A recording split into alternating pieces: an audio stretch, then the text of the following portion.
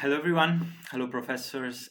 In this video, I'm going to discuss Bagehot's idea about why constitutional monarchy works better than presidentialism and how that idea still appears in modern countries.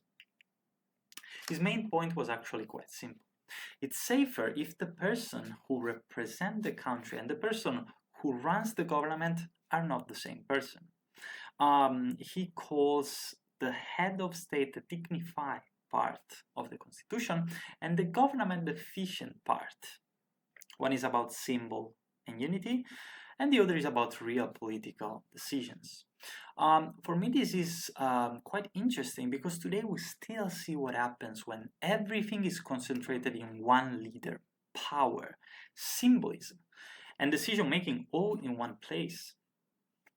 We saw a version of these leaders, like, for example, Donald Trump, in a presidential system.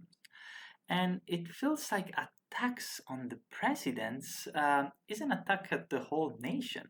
And that makes politics more emotional and polarized. By splitting the roles, you cool things down a bit. One figure is there to unite people above politics, and another figure is there to fight in the political arena. So Bagehot's isn't just talking about kings and queens for traditions. He's actually talking about risk management in politics as well. The UK is the classical example. So the monarch has no real executive power. She or he represent continuity, tradition, and national unity. I still remember the Queen Elizabeth back during the Brexit time. She didn't expose herself speaking about it, for example. When there is a crisis, the monarch doesn't enter the political fight.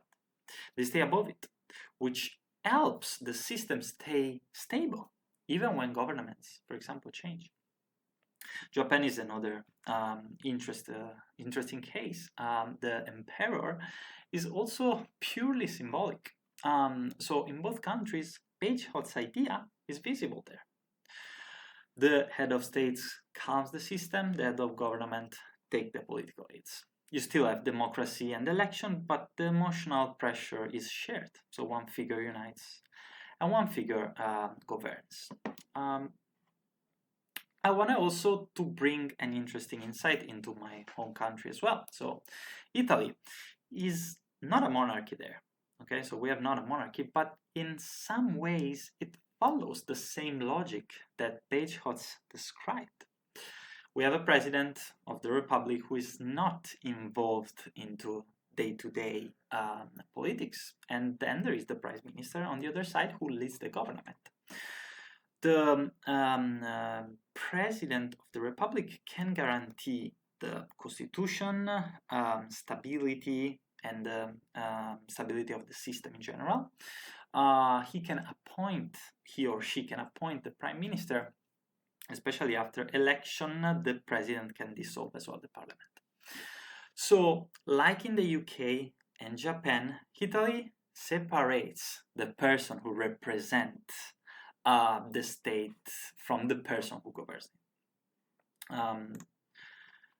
So after studying Bagehot's idea, I understood many things from my country as well. So personally, I think this helps avoid strong personal politics centered in one leader.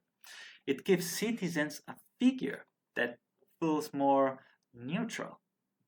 At the same time, I don't think, though, that Bagehot's idea, Bagehot's model, or even democracy in general, potentially, is automatically the best choice everywhere. Political systems are shaped by history, by financial conflicts, by what people expect from the state. Some country may value a more direct, centralized style of leadership. For countries that really care about stability, national unity, and avoiding personalization of power, I think Bagehot's idea remains very relevant, probably the most relevant. In a way, this also connects to SDG 16, which is about peaceful and inclusive societies and strong institutions. So I wanted to conclude this video saying that every country has to find its own balance based on its history, its values, and its society. So thank you for the attention, professors, and I hope you will enjoy the rest of your day. Thank you.